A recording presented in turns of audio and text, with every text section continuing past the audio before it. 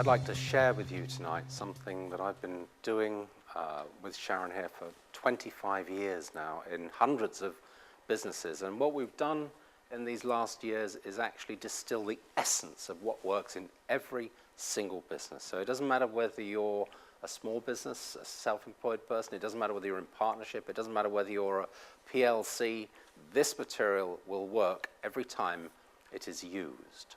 We have to start off by clarifying direction. We need to know where the business is actually going. And then we move round to trust, which is to do with the relationships in the business with our colleagues, our staff, our stakeholders, and our customers.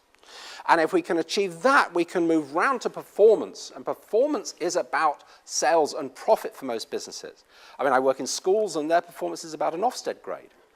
I did this work for the Institute of Directors recently. Theirs is about membership. You know, they've got so many members now, and they want to have so many more members in 3 years' time. So I don't mind what your measure of performance actually is, but we have to clarify it.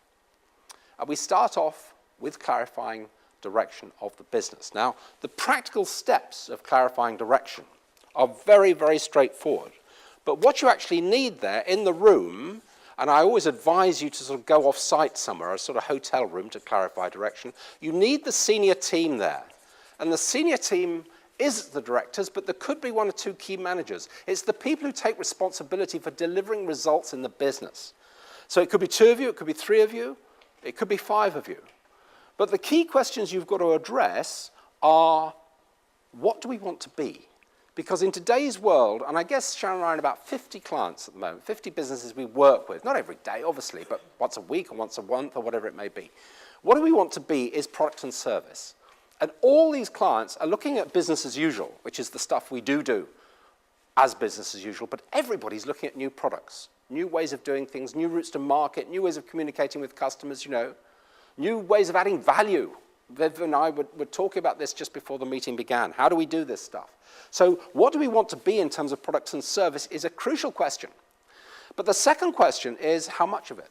You cannot have one director or one partner wants it like that, somebody else wants it like that, and somebody else wants a flight past the bullseye looks like this. I mean, I remember a firm of actuaries, the other side of Birmingham, and we were doing this work one morning. It was the second morning we'd come together.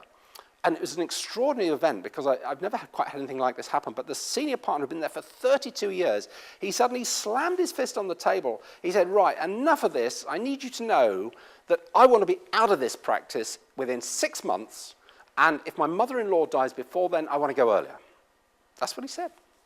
Can you believe that? It was like somebody throwing a hand grenade into the room. You know, one of the lady partners started to cry. A couple of the guys went out and, you know, had a cigarette and came back. I mean, it was quite. There's a senior partner who's been there for 32 years, suddenly saying he's had enough. And this happens all the time in businesses. People don't talk about these sort of things.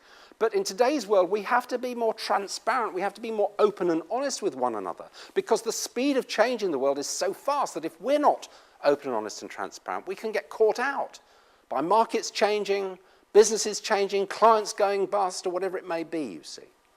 So what do we want to be is question number 1. How much of it is question number 2? And question number 3 is for whom? And again, we've got to be focused on the sort of customers we can serve and the sort of customers we can't, because there's time wasters out there.